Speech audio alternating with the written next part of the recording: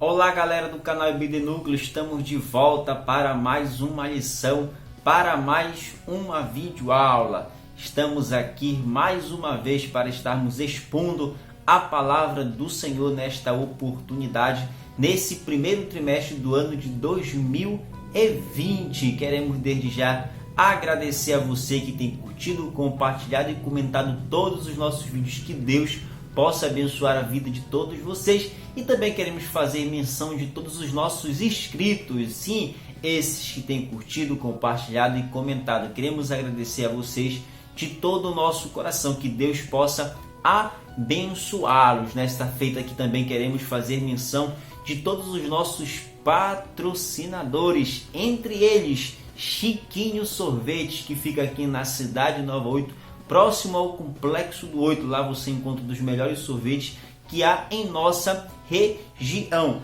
E também queremos fazer menção de Pinheiros Tecnologia e Variedades e também Lírios Recepções. Pinheiros Tecnologia e Variedades, Lírios Recepções também são dois projetos que têm abençoado o nosso canal EBD Núcleo. Fale com o nosso amigo Daniel. E por fim queremos fazer menção da Climed Saúde, que também está fechada com o canal EBD Núcleo, que você possa aí estar sempre dando uma atenção especial aos nossos patrocinadores. Que Deus possa abençoar os nossos patrocinadores em nome do nosso Senhor Jesus Cristo. Fique conosco até o término desta aula, porque será uma bênção. Então, roda a vinheta.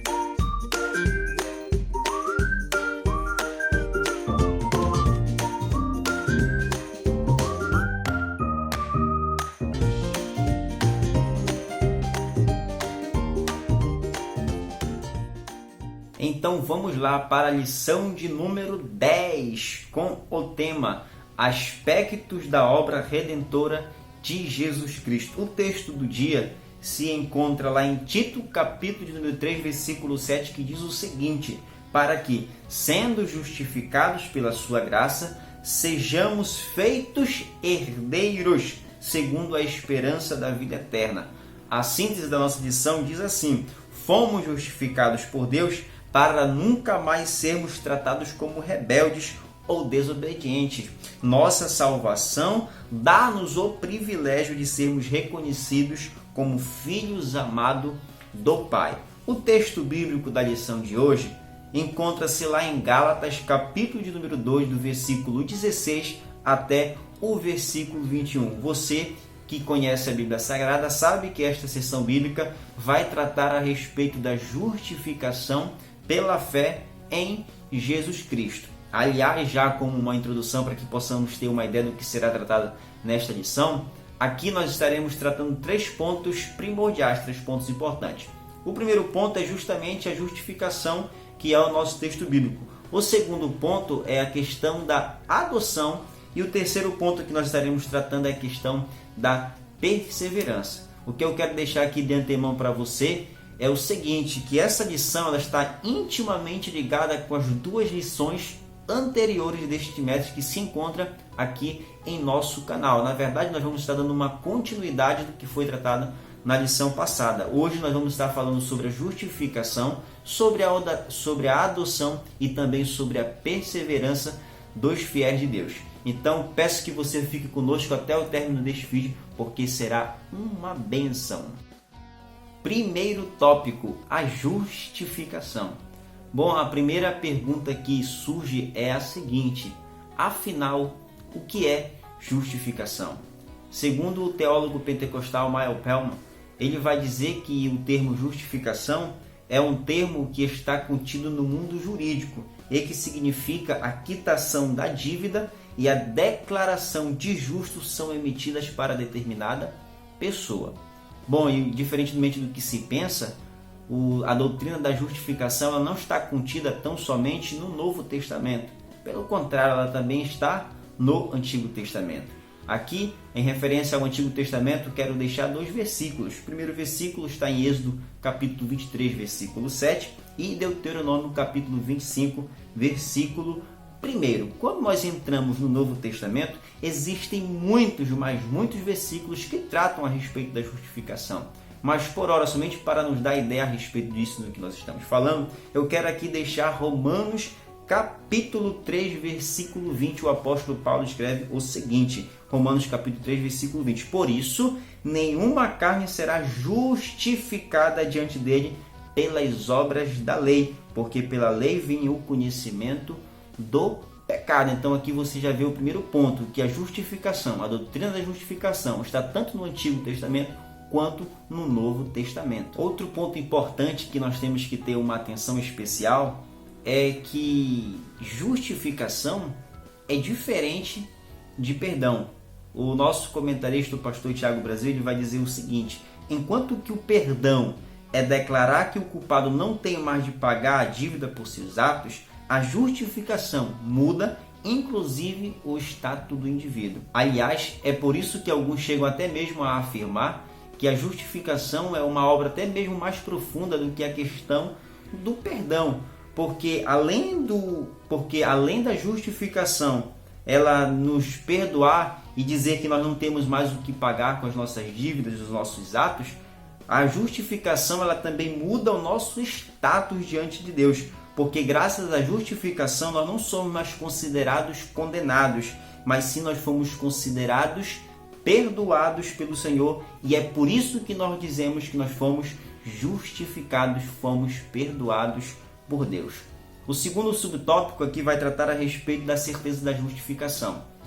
É claro, o apóstolo Paulo lá em Romanos capítulo 4, versículo 25, ele vai dizer que a garantia da nossa certeza de que nós fomos justificados é justamente a questão da ressurreição de Cristo. Como Cristo ressuscitou e cremos nisso, temos fé nisso, é claro que nós temos a plena convicção e certeza que fomos todos justificados diante de Deus.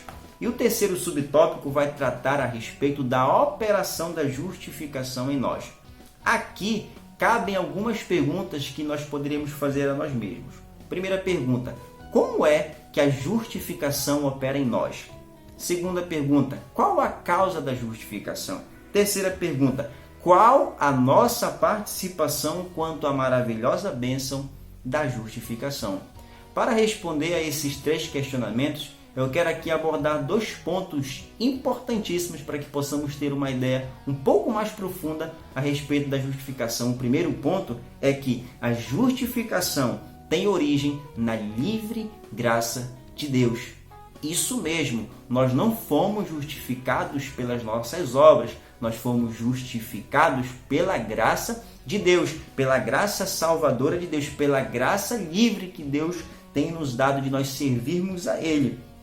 Aqui um outro ponto que também cabe uma atenção aqui dentro mesmo, é que a fé, ela não é a causa da nossa justificação, mas a fé é o meio. É por isso que o apóstolo Paulo, lá em Gálatas capítulo 2, versículo 16, ele vai escrever o seguinte, sabendo que o homem não é justificado pelas obras da lei, mas pela fé em Jesus Cristo.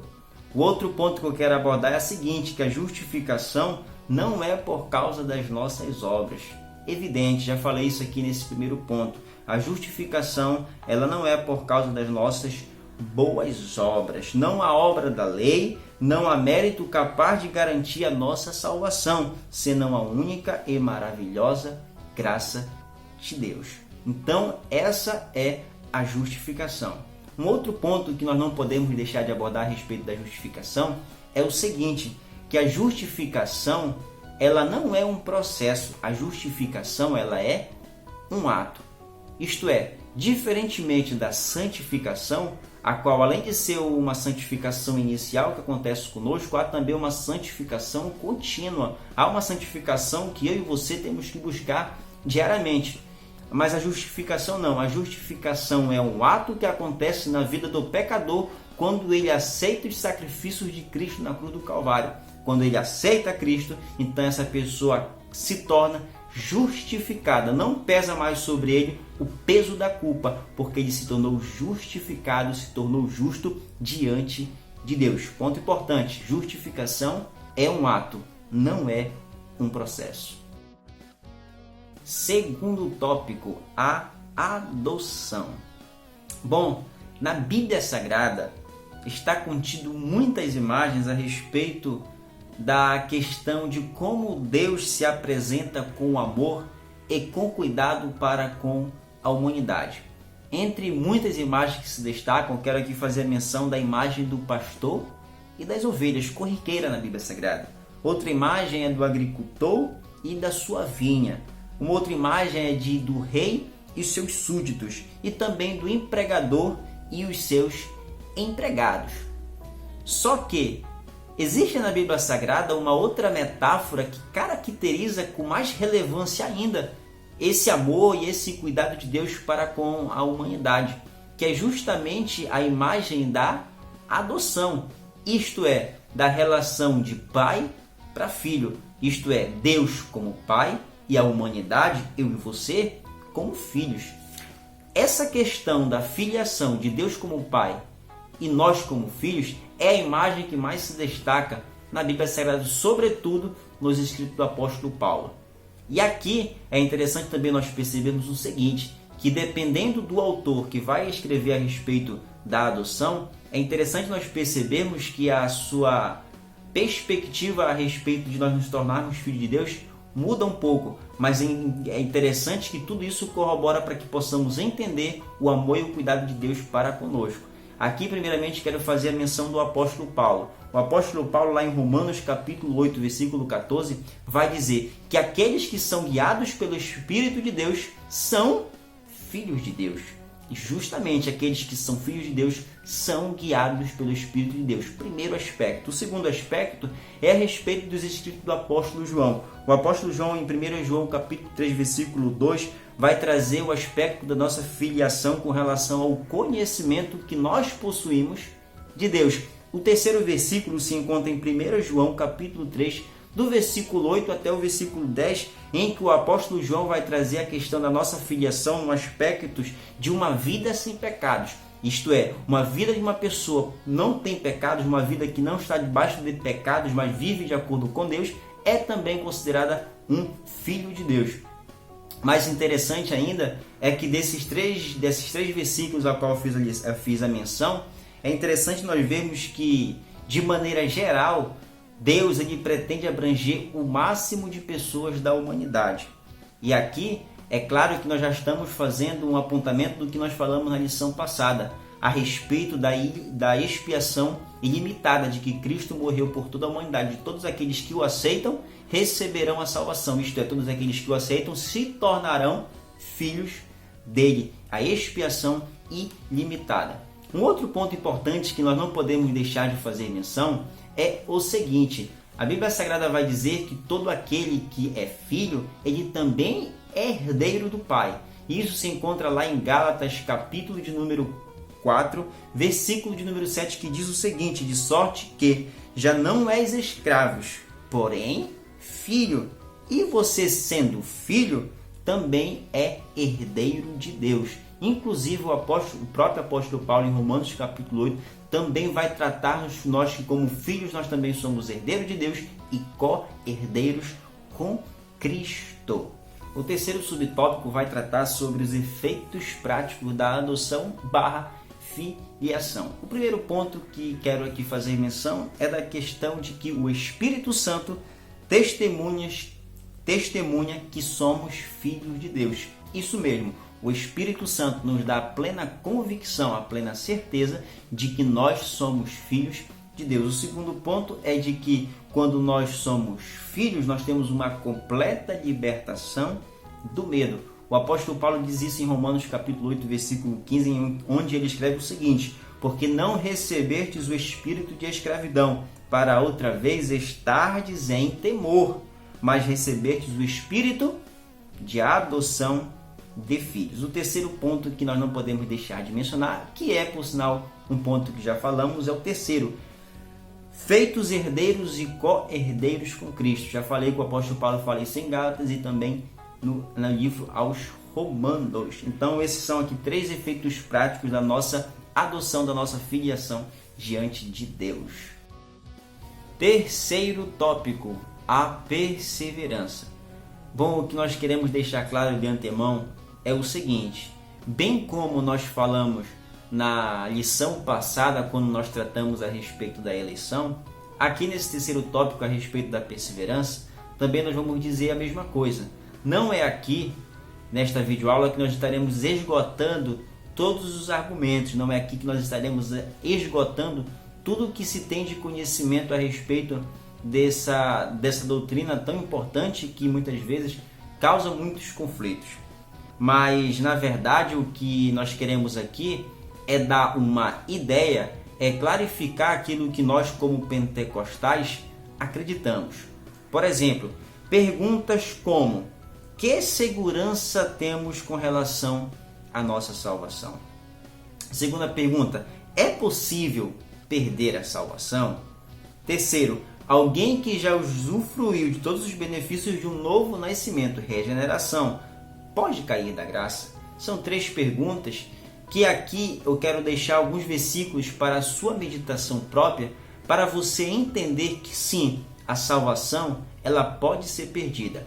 O primeiro versículo que eu quero deixar aqui para vocês é o seguinte, está lá em 1 João capítulo 5, versículo 18, onde João escreve o seguinte: sabemos que todo aquele que é nascido de Deus não vive pecando, mas o que de Deus é gerado conserva-se a si mesmo e o maligno não lhe toca. 1 Pedro capítulo 1, versículo 5 diz o seguinte, que mediante a fé estás guardado na virtude de Deus para a salvação já prestes para se revelar no último tempo. O terceiro versículo que eu quero deixar se encontra em João capítulo 6, versículo 39, onde está escrito o seguinte: e a vontade do Pai que me enviou é esta, que nenhum de todos aqueles que me deu se perca, mas que o ressuscite no último dia. E o último texto bíblico que eu deixo para a sua meditação é em João, capítulo de número 10, versículo 27 até o versículo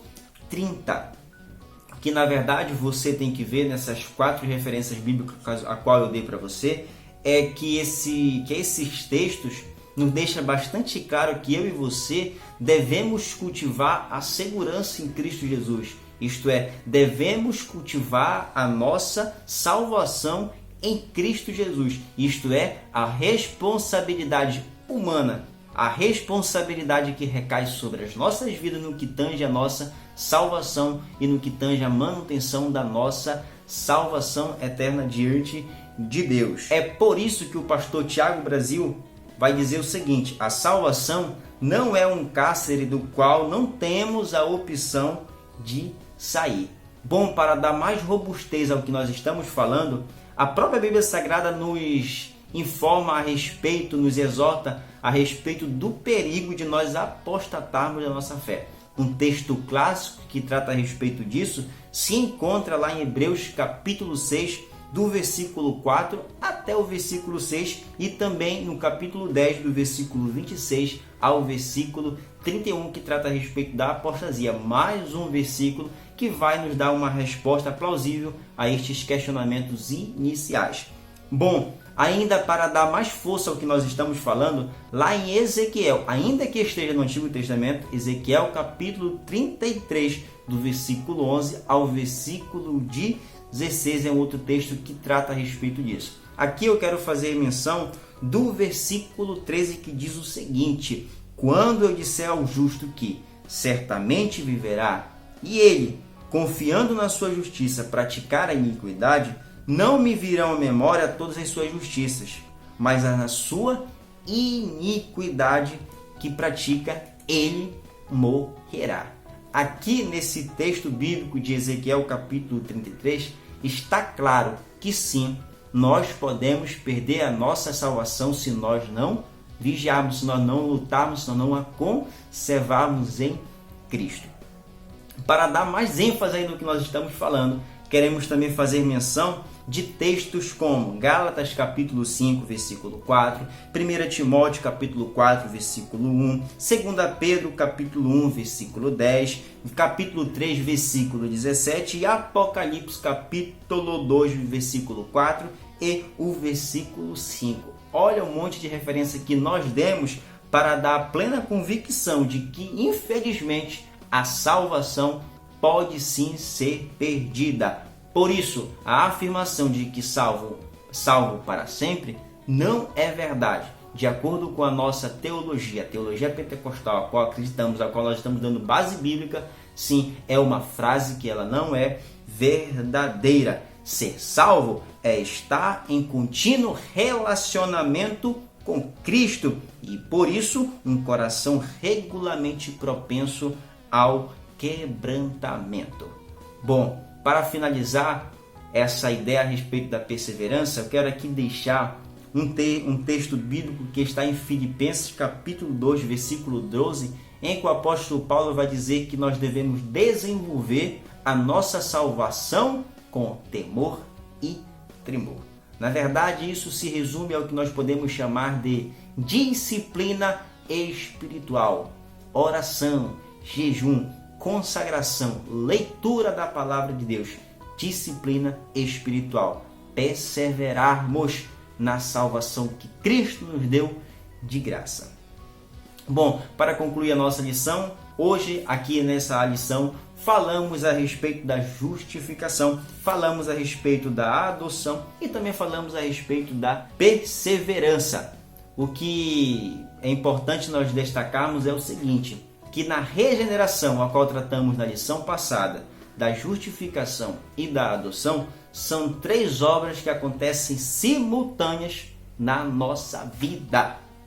Não se esqueça disso, a regeneração, a justificação e a adoção são 3 obras que acontecem simultaneamente na nossa vida quando nós aceitamos o sacrifício vicário de Cristo na cruz. E o último ponto é a respeito da perseverança, que devemos perseverar na salvação que Cristo nos concedeu de maneira graciosa. Então, é isso. Fique com Deus, que você possa ter sido abençoado pela palavra de Deus. E EBD Núcleo, priorizando a palavra de Deus.